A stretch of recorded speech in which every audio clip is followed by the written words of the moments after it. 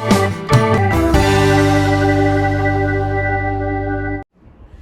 let us discuss some important points regarding Gauss law, जो कि हमारे NCERT में given है. Page number 34. Some important points regarding this law. Gauss law is true for any closed surface, no matter what its shape or size is. First point is Gauss law true for any closed surface.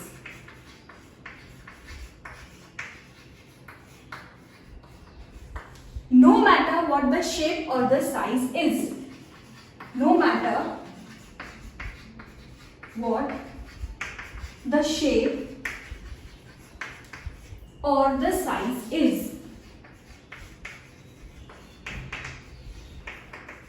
Let us take the example. हमारे पास यहाँ पर एक sphere है, right? Same जो previous हमने अभी देखा था, हमारे पास जो स्फीयर था उसकी रेडियस हमने सपोज किया था r.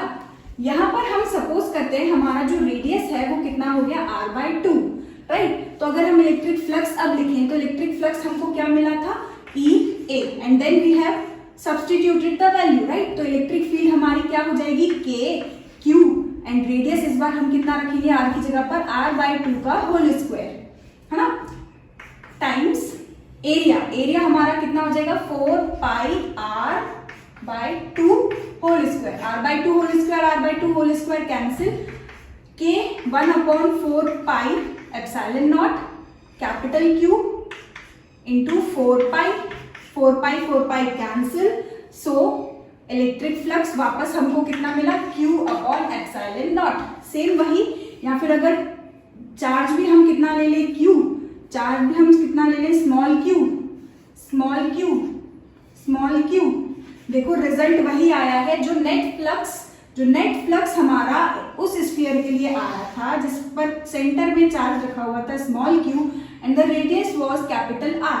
तब भी हमारा जो फ्लक्स था वो कितना था Q/एप्सिलॉन नॉट. और अब भी जब रेडियस r/2 कर दी, रेडियस को आधा कर दिया, हाफ कर दिया हमने रेडियस को, फिर भी हमारा जो नेट फ्लक्स है वो कितना मिल रहा है Q/एप्सिलॉन नॉट. इसीलिए यहाँ पर लिखा है Gauss law is true for.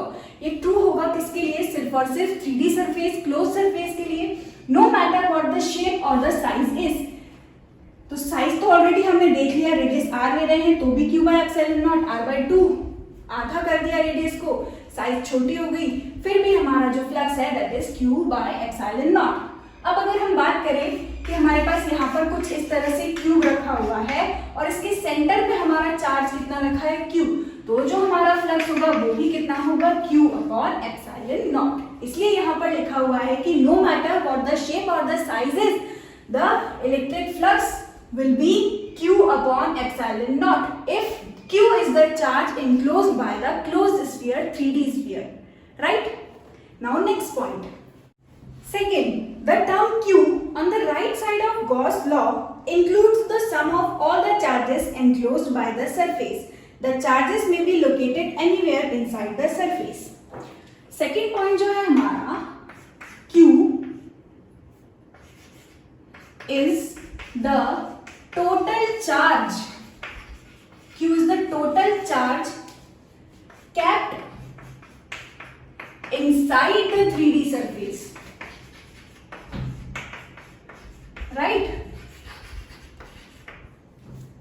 अगर हमारा क्लोज सरफेस जो है वो फिर से हमने क्या ले लिया, अगर क्यूब ले लिया, राइट? और हमारा जो चार्ज है इस बार कितना है Q, 2Q and 3Q.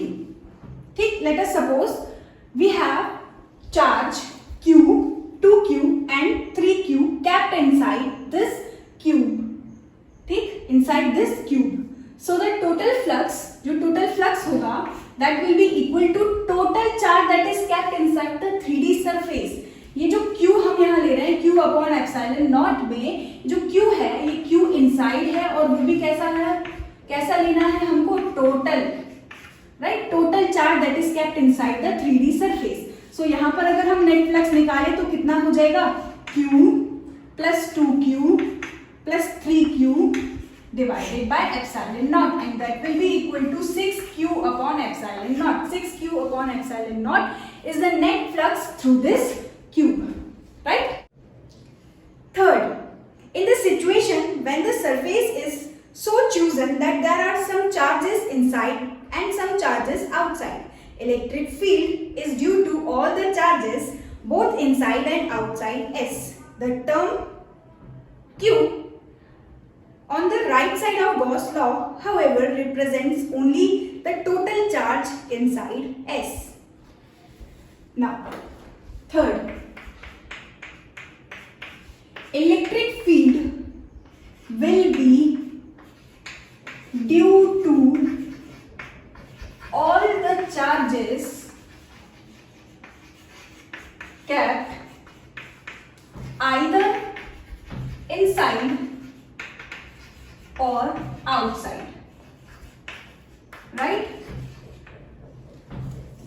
In points को सिंपल बना दिया है बस मैंने।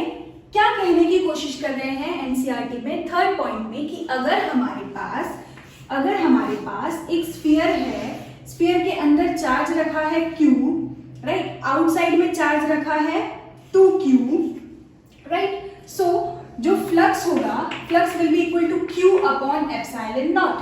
यहाँ जो चार्ज होगा वो कौन सा चार्ज हमको लेना है, जो कि सिर्फ और सिर्फ हमारे इस 3D सरफेस के अंदर रखा हुआ है स्मॉल q, उसको लेना है, ना कि ये जो 2q आउटसाइड है उसको, राइट। और यहीं पर अगर हम देखें तो फ्लक्स क्या होता है, इंटीग्रेशन ऑफ, फ्लक्स का एक और फॉर्मूला क्या है, integration of E dot dA, integration of E dot dA। हम इन दोनों इक्वेशन को क्या करें, कंबाइन करें, तो हमको क्या मिलेगा, integration of E dot dA will be equal to Q upon epsilon naught, ठीक। अब यहाँ राइट साइड में ये जो Q है, ये तो होता है total charge that is kept inside the solid surface, 3D surface, लेकिन यहाँ पर ये जो इलेक्ट्रिक फील्ड है, this electric field is due to both the charges whether inside और आउटसाइड, राइट। ये जो इलेक्ट्रिक फील्ड है, सपोज हमें इस पॉइंट पर एरिया एलिमेंट हमने कट किया dA, ठीक। अब इलेक्ट्रिक फील्ड जो होगी इस चार्ज की वजह से भी यहाँ पर आ रही होगी और इस चार्ज की वजह से भी इलेक्ट्रिक फील्ड यहाँ पर आ रही होगी, कुछ इस तरीके से। तो जो नेट इलेक्ट्रिक फील्ड होगी यहाँ पर, वो नेट इलेक्ट्रिक फील्ड किसकी वजह से हो सकती है, Q की वजह से भी और 2Q की वजह से भी। इसलिए बोला है कि राइट साइड में ये जो चार्ज है, ये चार्ज जो होगा वो सिर्फ और सिर्फ कौन सा चार्ज होगा, जो कि हमारे इस सॉलिड स्फीयर के अंदर रखा हुआ है, टोटल चार्ज वो लेना है। लेकिन यहाँ ये जो इलेक्ट्रिक फील्ड है, ये इलेक्ट्रिक फील्ड सिर्फ और सिर्फ अंदर रखे हुए चार्ज की वजह से नहीं होगी, ये इलेक्ट्रिक फील्ड जो होगी, ये नेट इलेक्ट्रिक फील्ड होगी उस चार्ज की वजह से जो कि अंदर भी रखा हुआ है और बाहर भी रखा हुआ है, यानी कि total charge whether inside, either inside और outside, electric field will be due to total charge either inside और outside. Fourth, the surface that we choose for the application of Gauss law is called the Gaussian surface. We may choose any Gaussian surface and apply Gauss law. However, take care not to let the Gaussian surface pass through any discrete charge. This is because the electric field due to system of discrete charges is not well defined at the location of any charge. However, the Gaussian surface can pass through a continuous charge distribution. First of all, यहाँ पर हमको क्या बोला है, choose Gaussian surface, Gaussian surface, Gaussian surface यहाँ किसको बोला है, 3D सरफेस को ही, क्लोज्ड सरफेस को ही, है ना। choose Gaussian surface for application of Gauss law, यानी कि कहीं भी हमको अगर Gauss law यूज करना है ना, एप्लीकेशन ऑफ Gauss law में अगर हम गॉस लॉ को यूज करेंगे और वहां पर जो हम सरफेस लेंगे, वो सरफेस हमेशा कैसा होना चाहिए, गॉसियन सरफेस होना चाहिए। गॉसियन सरफेस किसको बोला है, क्लोज्ड सरफेस को या फिर हमारे 3D सरफेस को, राइट। और यहीं पर एक और पॉइंट भी है, इसी में ही हमको बोला है, फोर्थ पॉइंट में ही हमको बोला है कि अगर हम गॉसियन सरफेस ले रहे हैं, वो Gaussian surface discrete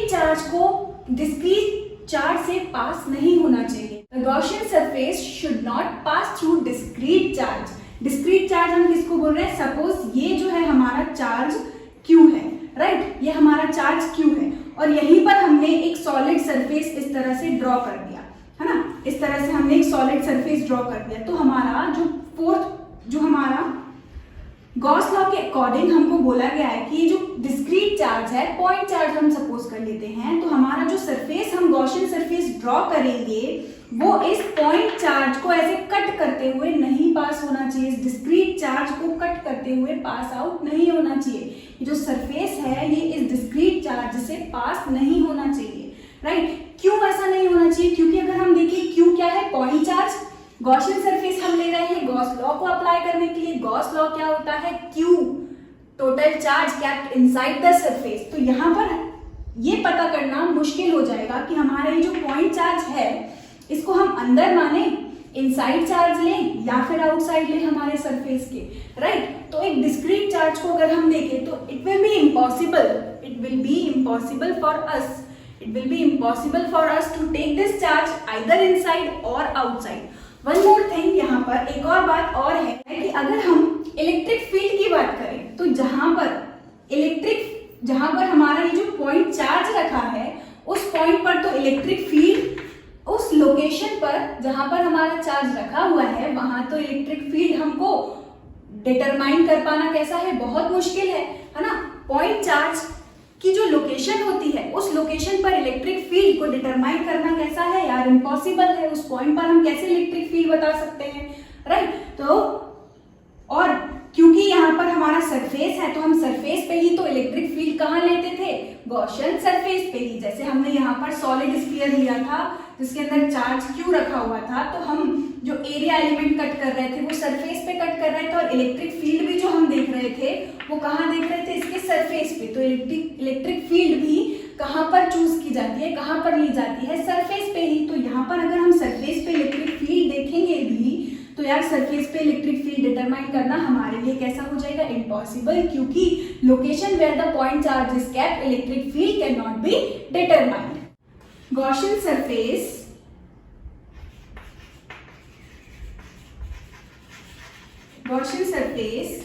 cannot pass through discrete charges.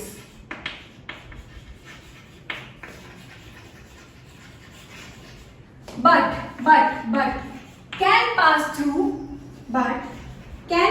through continuous charge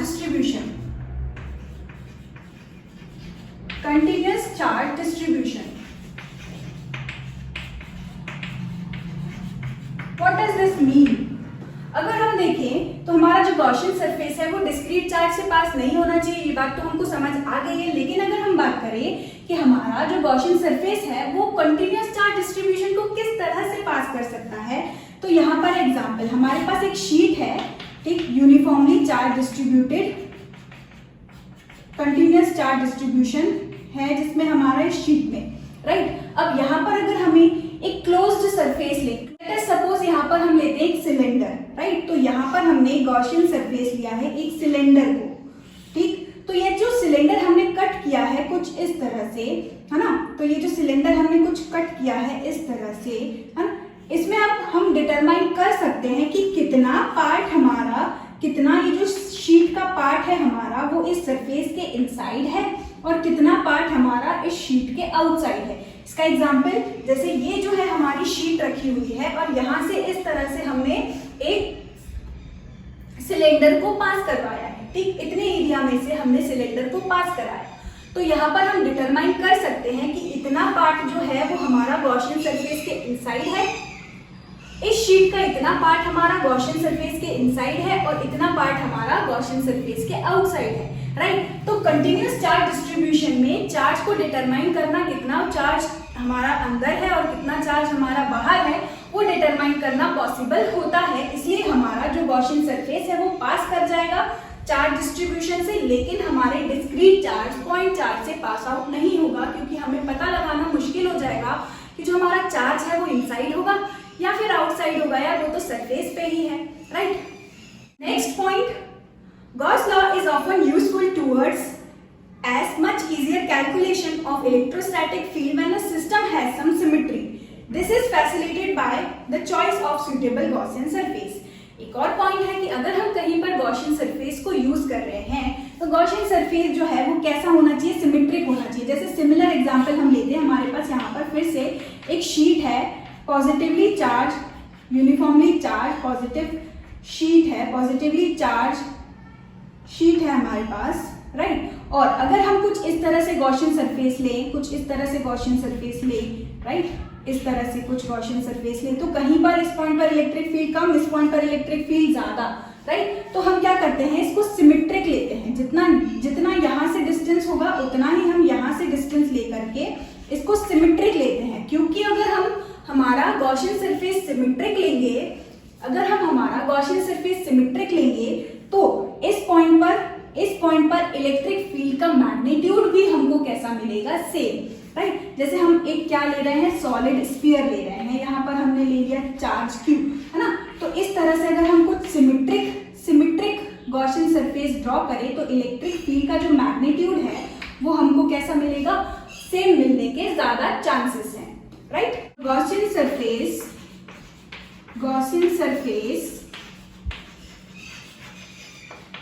should be symmetric,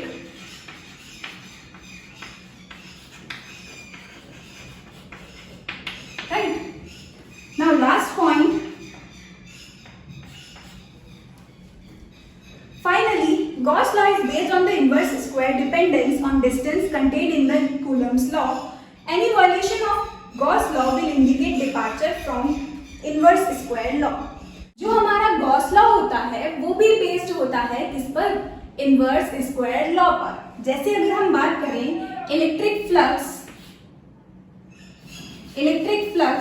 हमारा क्या होता था, electric flux is equal to integration of E dot D A और Q अपॉन एप्सिलॉन नॉट। तो यहाँ पर Q अपॉन एप्सिलॉन नॉट हमारा Gauss law is equal to E electric field को अगर हम वैल्यू पुट करें तो हमको क्या मिलेगा, K Q upon R square if we are talking about a solid sphere with a radius small r। यहाँ पर अगर हम देखें तो हमारा जो गॉस लॉ है वो भी तो इनवर्स स्क्वायर लॉ पर क्या है, वैलिड है ना।